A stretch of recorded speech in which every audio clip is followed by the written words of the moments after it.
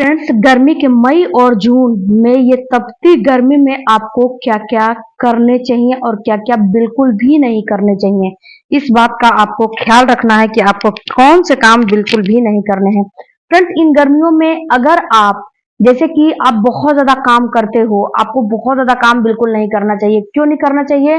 इन गर्मियों में अगर आप काम करते हो तो आपके बॉडी से जो पानी है वो लॉस होता है। और जब आपकी बॉडी से पानी लॉस होगा और आप उतना पानी नहीं पियोगे, यानी कि पसीना के थ्रू सारा पानी बाहर निकलता है और उतना पानी आप नहीं पी पाओगे, तो इससे आपके बच्चे को नुकसान का जो है होने लगेगा।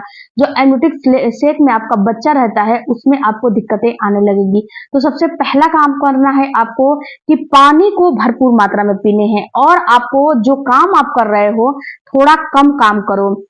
ये आप जो है फ्रेंड्स ध्यान रखो कि जो भी काम कर रहे हो तो आप एसी के नीचे या फिर पंखे के नीचे आप बैठ के काम करो। डायरेक्ट गर्मी में या फिर किचन में खड़े होकर बहुत देर तक काम करोगे तो ये चीज तो आपको नुकसान करेगा, क्योंकि बहुत ही ज्यादा गर्मी है, बहुत ज्यादा गर्मी है।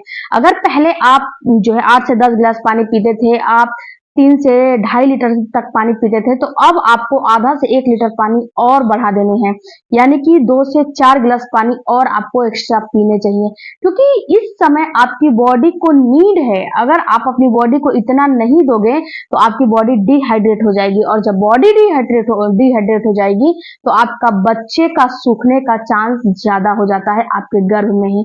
तो अपनी बॉडी को डिहाइड्रेट नहीं होने देना है।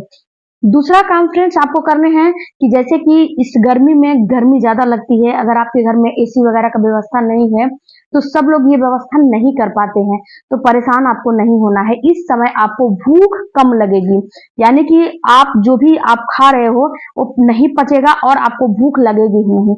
तो आपको ऐसा नहीं करना है कि आपको भूखे पेट रहना है, जी नहीं। आपको क्या करने हैं कि जैसे आप पहले 2 से 3 बार खाते थे तो आप 3 से 6 बार का मील आप लीजिए। छोटे-छोटे जो है छोटे-छोटे बाइट लीजिए, छोटा-छोटा जो आपका थाली है भर के मत लीजिए, छोटा-छोटा थाली लीजिए। जैसे कि आप एक पहले 2 रोटी खाते थे तो अब उसको 1 रोटी खाओ। उसके साथ-साथ आप फ्रूट्स का इस्तेमाल करो, पानी वाली चीज़ों का इस्तेमाल करो, लिक्विड का इस्तेमाल करो। ये सारी चीज़ों का, जैसे कि 1 ग्लास छाछ आपने पी लिया, 1 ग्लास आपने जूस पी लिया, फिर वाटरमेलन खा लिया, उसके बाद आपने मखाना को रोस्ट करके रखा है, मखाना वगैरह खा लिया, उसके बाद आपने 2 से 3 बार जो है रोटी खा लिया, चावल दाल खा लिया, कभी रोटी खा लिया, कभी चावल दाल खा लिया। यानी मेरे कहने का मतलब है कि छोटे-छोटे अमाउंट में छोटे-छोटे आप मील लो, छोटे-छोटे अमाउंट में छोटे-छोटे जब खाना खाओगे तो ये जल्दी से हैवी भी नहीं होगा और जल्दी से पच भी जाएगा और आपको पता भी नहीं चलेगा कि आपने कितनी बार खाना खाया है। तो ये काम आप जरूर से जरूर करें। इसके साथ साथ फ्रेंड्स, आप जब बाहर वगैरह जाते हो तो अपने पास वो एक जो है एक सेसा ओआरएस के घोल रखो, या फिर आप ग्लूकोज भी रख सकते हो, ये भी बहुत ज्यादा फायदा करने वाला है। या फिर ओआरएस रखो, कहीं भी जा रहे हो तो 1 ग्लास ओआरएस ले जो है डाल के पी लोगे तो ये क्या करेगा कि आपकी जो पानी की कमी है ना, आपकी बॉडी जो डिहाइड्रेशन में जाएगी उसको ये पूर्ति करेगा। उसके बाद फ्रेंड्स, आपको गर्मी में कहीं भी बाहर वगैरह नहीं निकलने चाहिए। इस समय तो कोई भी आपका महीना चल रहा हो, पहला महीना से लेके और 9 मंथ, मतलब कोई भी महीना चल रहा हो, लेकिन इस समय डायरेक्ट सूर्य की रोशनी में आपको बिल्कुल भी नहीं निकलने हैं।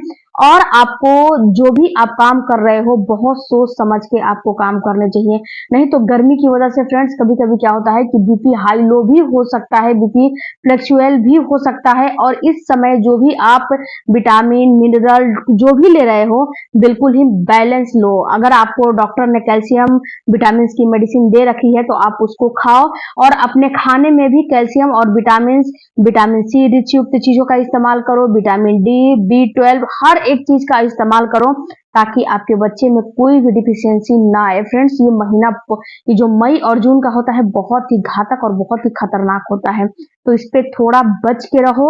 और आप फ्रेंड्स से कोई भी गर्म तासीर की चीजों का इस्तेमाल मत करो, हल्का फुल्का एक्सरसाइज करो, वॉकिंग करो, जो है योगा करो, अपने घर में ही करो, बाहर मत निकलो।